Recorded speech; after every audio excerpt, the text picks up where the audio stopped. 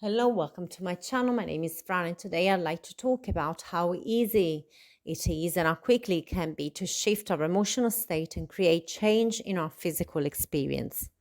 In other words, we debunk the myth that change is difficult or that it takes time and that uh, personality traits are pretty much fixed, that your identity is set in stone, that your mood is directly related or a direct consequence of your external circumstances.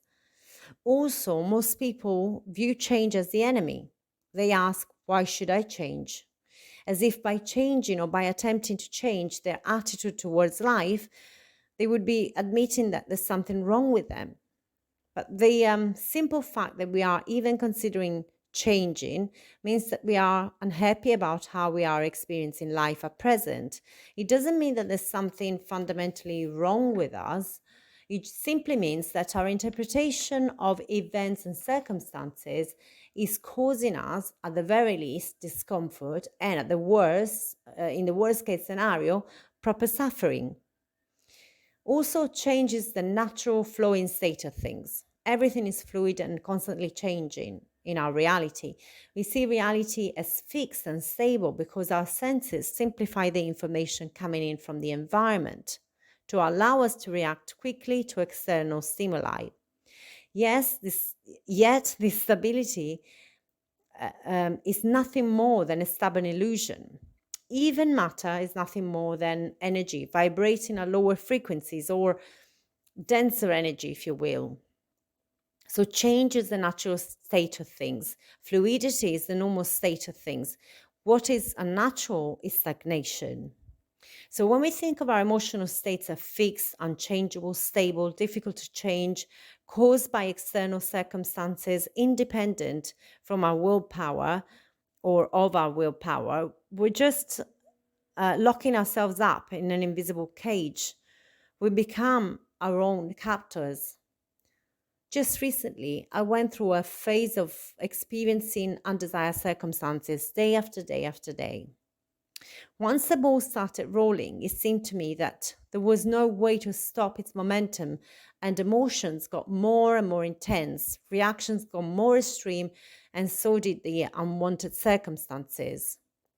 Now, although I know that I know all the theory about the law of assumption and how we affect our physical reality through our state of mind and our expectations, one thing is knowing the theory, and a whole other ball game is putting this stuff into practice, as you would have noticed. So I found myself spiraling. What started the process was a really unfortunate event which happened at a time when I was being optimistic and my mood was improving after a couple of challenging years.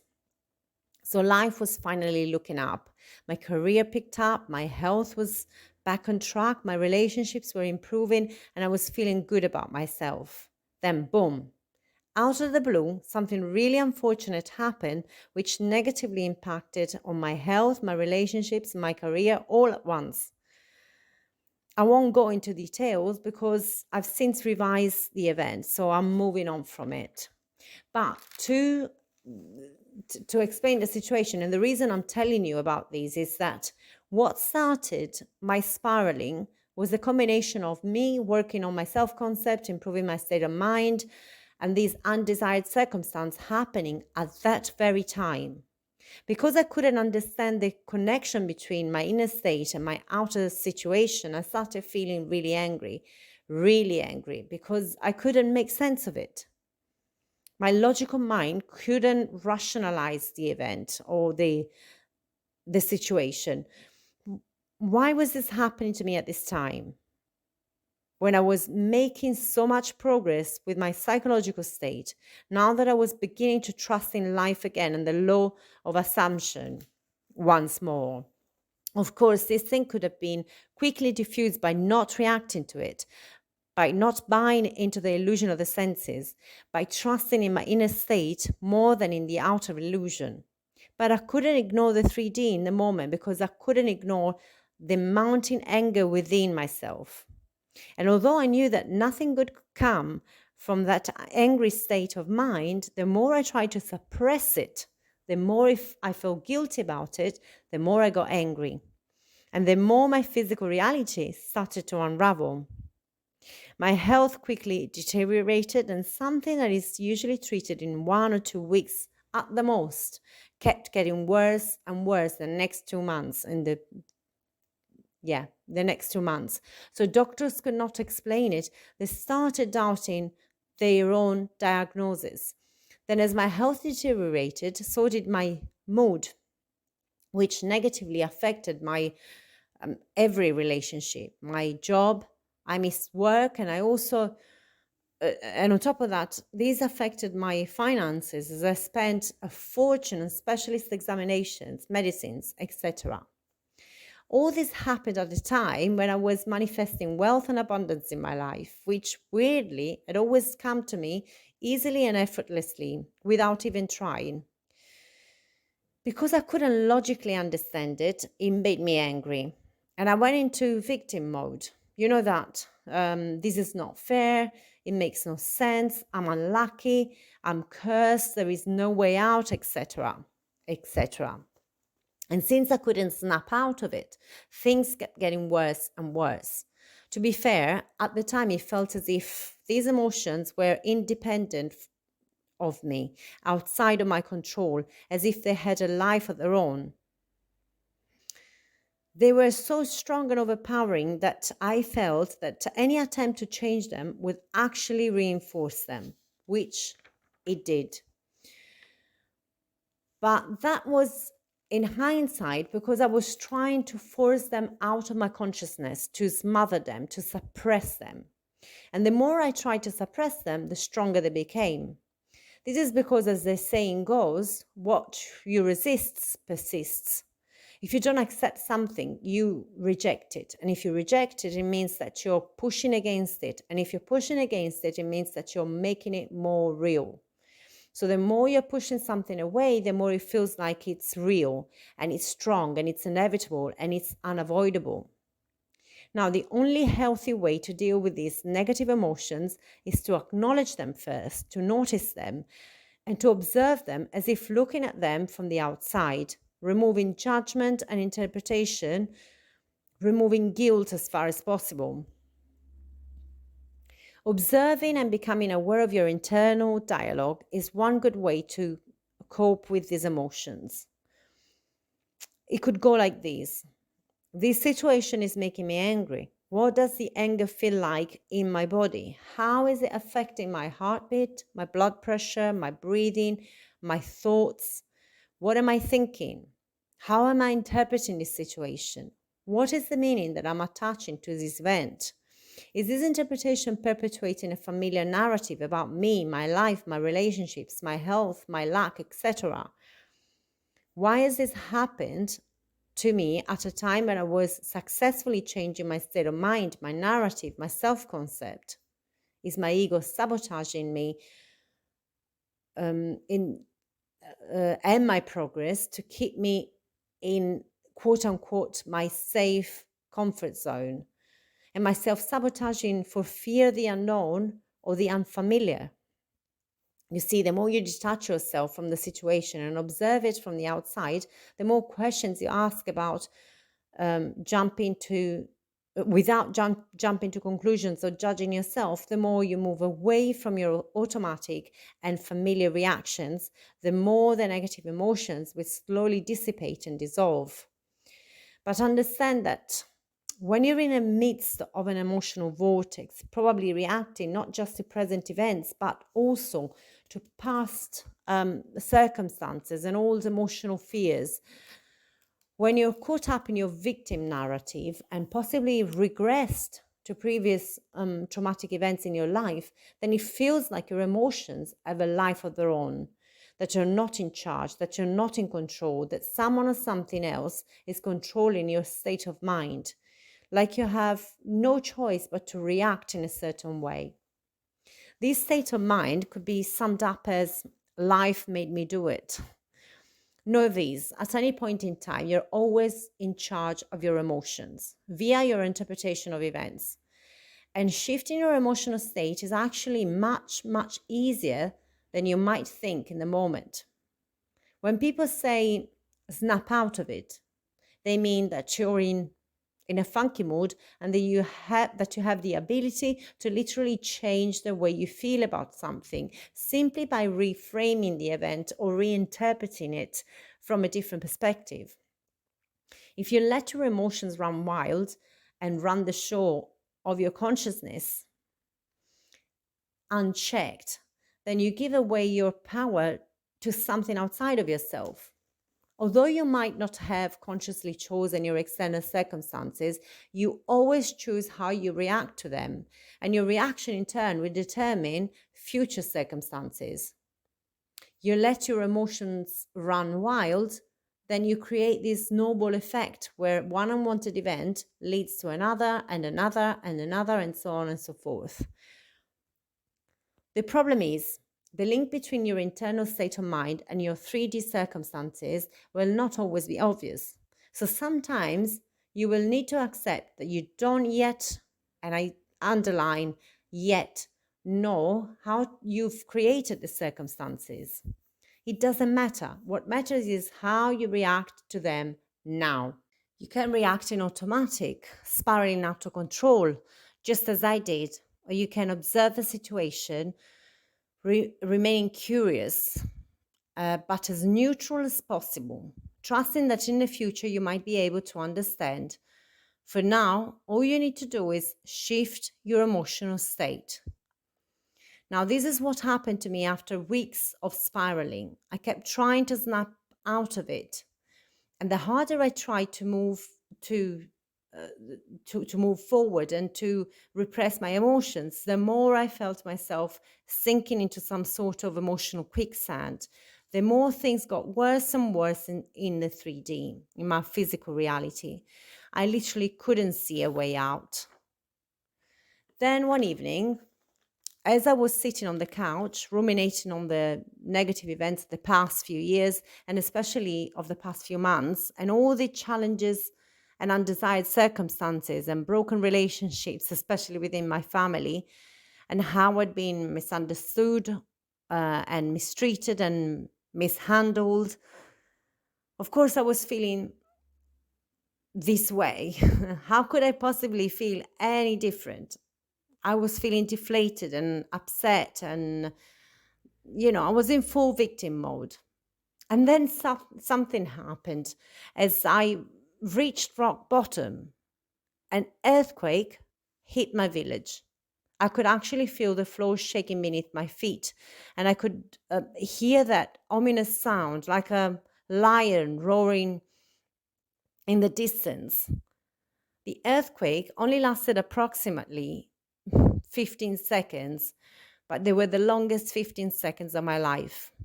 At that point, I didn't know if I'd be standing on a pile of rubble in a few hours, or if I'd still be alive, or if I'd have a family. In 15 seconds, all anger left me, or resentment, all other silly fears, or thoughts about imaginary threats to my emotional safety immediately evaporated as my physical safety was really at risk. All the worries I'd had a short moment earlier had left me. I couldn't even access the memory of them.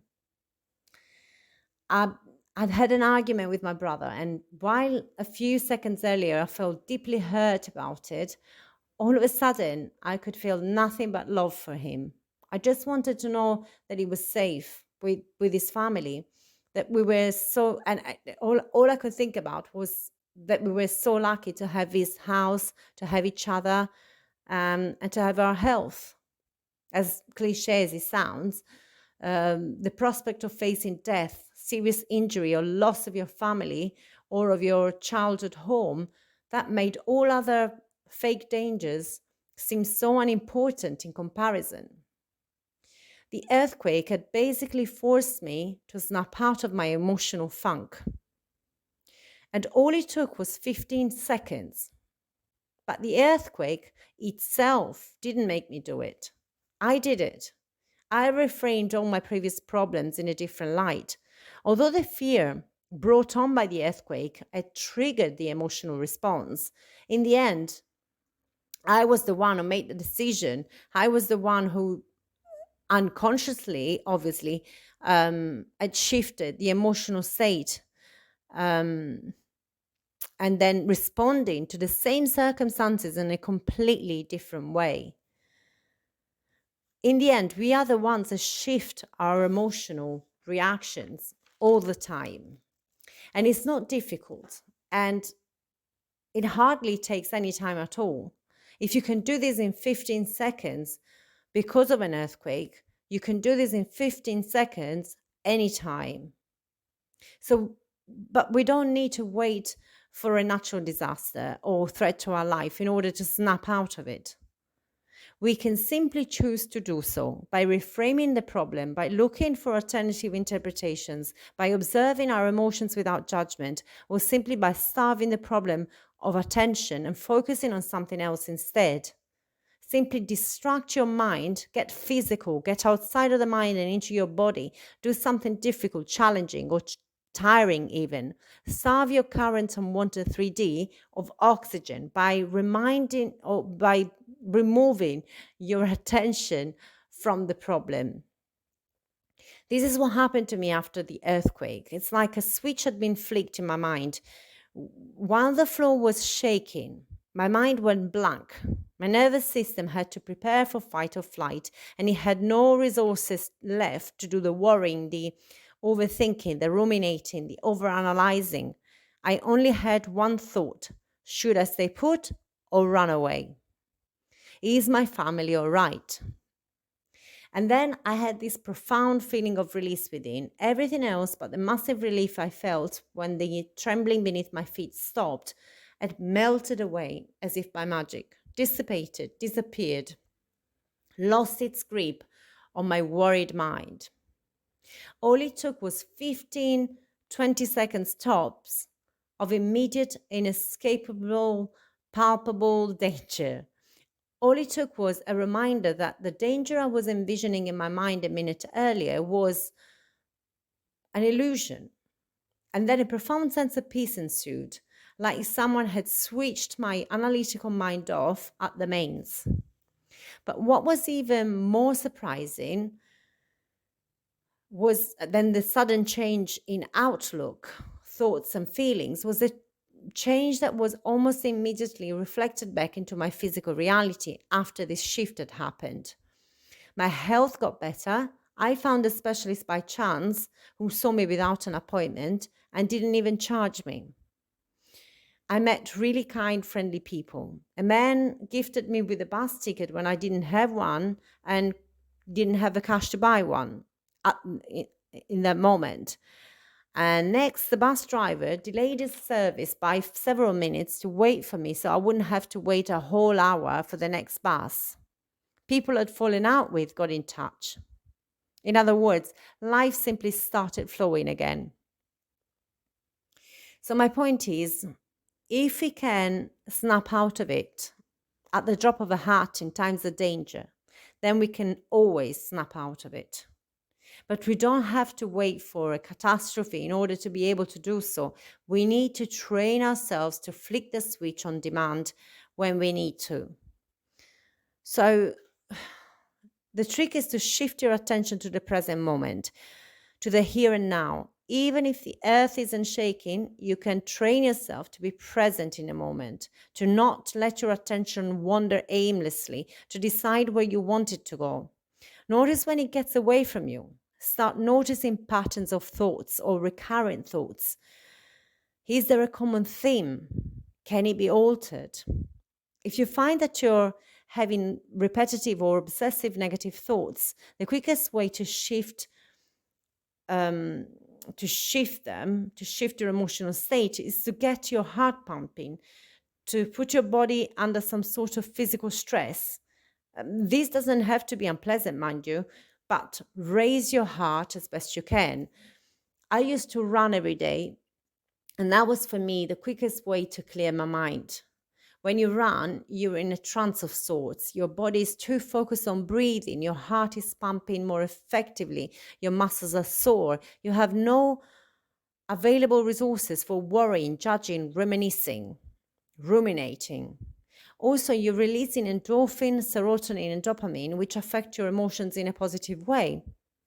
But you're not, if you're not a fan of strenuous exercise or natural disasters for that matter, you can try yoga, breath work, meditation, or simply a walk in nature, listening to the sound of your steps, to the sounds of nature, to the birds chirping, to your breath, to the silence, even. If your mind is not present, you're basically asleep, living your life like a zombie. The very first step towards living the life of your dreams is to be present in the life you have right now. So get into a neutral headspace first. This is the very first step. If there's no immediate threat to your life, initially it may be challenging to snap out of an emotional state and into another. So to shift from depression to elation in 15 seconds may be very challenging. You might need to train your mind to be neutral first. So create some inner peace by putting your body under quote unquote attack or relaxation, either way. Then eventually, as you get more experience at shifting, at altering your state of mind, you will be able to move your focus at will, on demand. You see, as kids, we are naturally happy, able to stay focused on our goals, and we have fun in the process of achieving them. We're also completely absorbed in the present moment. Whether we are playing, learning a new skill, observing something, we're in a constant state of trance. The most predominant state for children is the alpha brainwave state, a state of trance, of complete absorption, a state of flow. That is the same state of hypnosis, meditation, and creativity.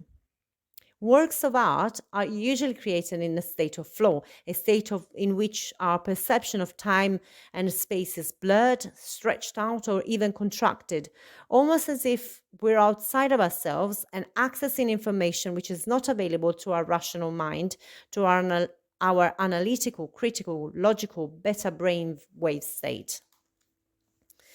If you ask any artist, they will tell you that their work of art didn't come from them.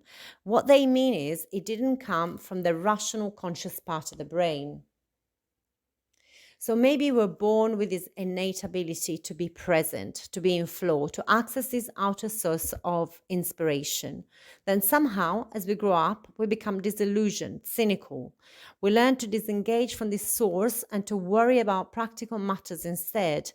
We stifle our inner genius and suffocate our uniqueness, and we strive to fit in, to be accepted, to belong. We basically forget who we are at the core. So as we learn to manifest our desired reality, we first need to reawaken our inner child. We need to relearn to be in alpha state while using our life experience to decide what we really want from life. The aim is to teach the inner child to get along with the adult us or version of us. While the inner child has the ability to get into a flow state at the drop of a hat, the adult side of us has the experience and the knowledge necessary to know what it is that he or she really wants. So you don't have to choose between being naive or being cynical. You can simply retain the ability to be laser focused on something to the exclusion of everything else, while at the same time using your maturity and discernment to decide that what you really want from life or what makes you happy at each stage of your life. This is in a nutshell what manifesting is all about. It's about growing up without growing old. It's about being in a flow state most of the time. It's about enjoying life. It's about being creative, living with purpose. It's about acting out of joy rather than fear.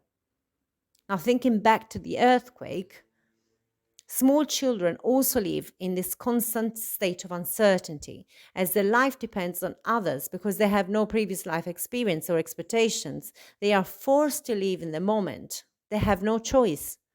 So the trick to be present is to recreate this fight or flight state of mind, but without the fear.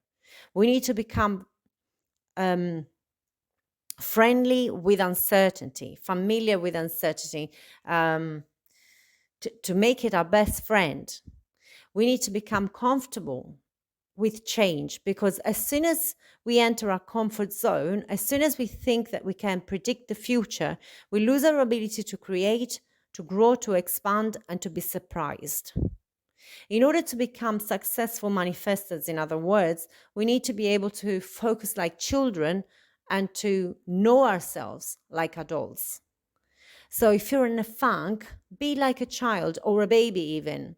A baby can go from crying to laughing in the same minute. A baby doesn't hold a grudge or hold on to a negative thought for hours, days, months, or even a lifetime. A baby simply snaps out of it if something funny or interesting comes up. We can all do this. We've just forgotten how to. So this is it for today. I intend that this content helps you integrate your inner child with your adult self so that you can willingly select the desired state of mind. And then you're able to lose yourself in it like a child until your wish is fulfilled. If you've come this far and found this podcast helpful and interesting, please remember to like, share, and subscribe. And hit the bell option to activate all notifications. In any case, thank you for listening. Have a wonderful, reawakened life.